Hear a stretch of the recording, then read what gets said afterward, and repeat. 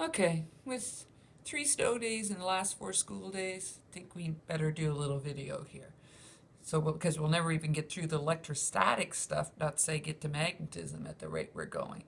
When we left class on Thursday, I was talking to you about field lines in general so that we could specifically talk about electric field lines and then eventually get to magnetic field lines. So we had said that field lines show the direction of the force acting on a particle at that particular point in the field. So if it was a gravitational field line, the direction of the force of gravity that would be acting on an object with mass. If we're talking about electric field lines, it'll be the direction of the electrostatic force acting on a charged object. So the object has to have charge before the electrostatic force will act on it. Just like the object has to have mass before gravity will act on it. Okay, so field lines show the direction of the force at that particular point in the field on an object placed in the field.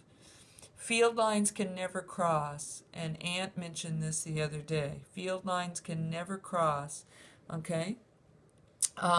As well, field lines will show us how strong the field is. And they do that by how close or far apart they are. The closer they are together, the stronger the field.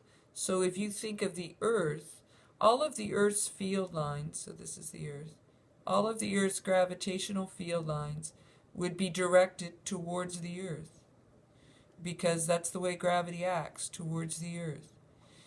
So where is the Earth strongest? Where is the Earth's gravitational field strongest?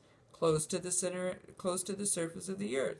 So as I draw lines here, you should be able to see that doesn't matter how many lines I put in here, that they're still going to be closest near the center of the Earth, surface of the Earth. And as they move out, they get further apart. So the closer the lines are together, the stronger the field. So now if we switch to electric field, that's also true of positive and negative charges. Positive and negative charges have field lines around them. The field lines are going to look just like the lines on the Earth's gravitational field lines. The only difference is that the direction for the charges, the direction isn't given. It isn't automatically towards the center the way it is for the Earth. It's because it depends on whether it's positive or negative. So 150 or so years ago, scientists got together and said, okay, we need to set which way the directions are going to be. And so they decided that the direction of the field lines around charges would be determined by the direction that a little tiny positive charge would experience if placed at that point in the field. And they called that a test charge. And so whenever you hear a test charge, you can think of it as it has a magnitude of 1, right? It's like a unit charge, but it's always, always, always, always positive. And it's always positive because back then they assumed positive was what was flowing. So if we take a positive charge and put it anywhere around this charge, this positive charge that's setting up the field, this guy's going to repel the little tiny positive test charge. And so all of these field lines will be going out. Okay? But if we take that same positive test charge and put it anywhere around the negative, it's going to attract it. So all these field lines would be going in. So field lines always come out from a positive charge and they always go in from around a negative charge. And that is set, determined by the positive test charge that's placed anywhere near them. Okay? The one other thing about field lines, so we said they always point in the direction of the force. We said that the closer they are together, the stronger the field. And the other important thing is they are not allowed to cross. They show the direction of the force at a point in the field. So if they crossed, it would mean the force was going in 2 directions at the same time. Because they can't cross, though, because you can't go in 2 directions at the same time, then funky things happen if you bring like two positive charges close together, because their field lines aren't allowed to cross. And if you think, okay, if I put that little positive test charge right here in the middle, neither of these guys are going to want it. And so they're both going to push it away. And so the effect of having charges near each other, two positive charges near each other, is that their field lines will curve because they can't cross, and yet neither of them want the little positive charge, so they'll curve outward. If this was two negatives, it would be exactly the same layout. The only difference would be what? I'm hoping you're saying direction, because the lines would look the same, but the arrowheads would be going in, because both of these guys would want the positive charge. And then if one was positive and one was negative, and I put a little positive charge here, the positive guy wouldn't want it, but the negative one would. And so they work together,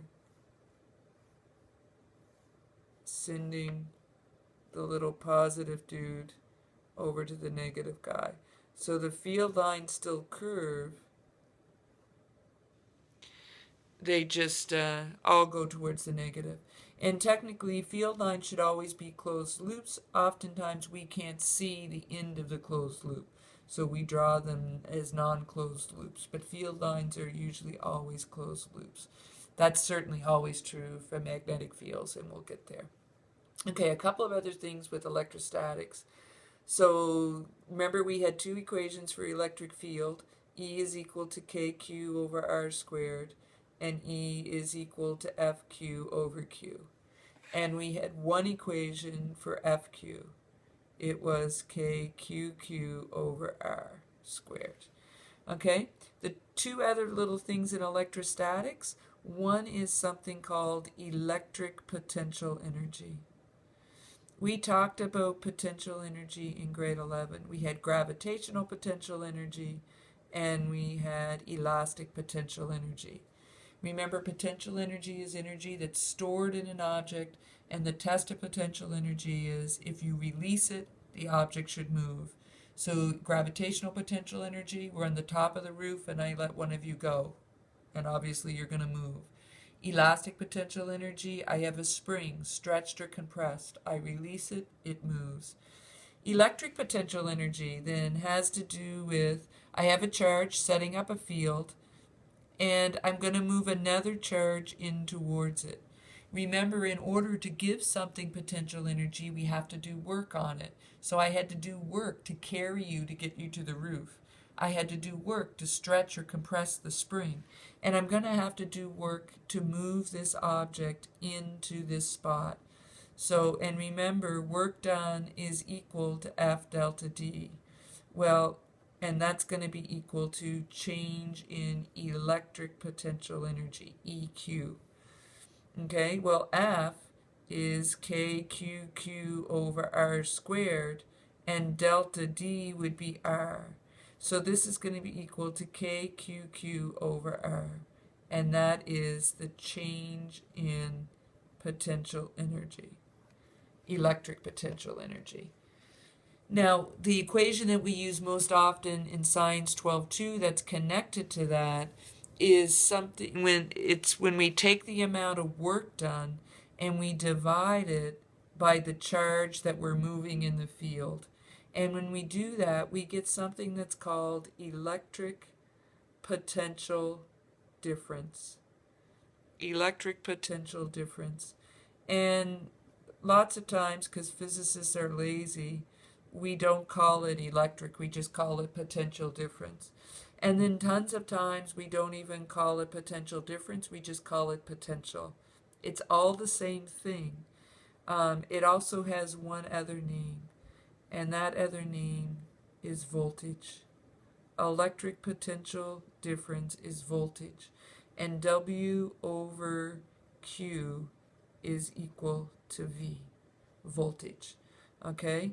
W, work, is measured in joules. Q, charge, is measured in coulombs. and joules over coulombs give us volts.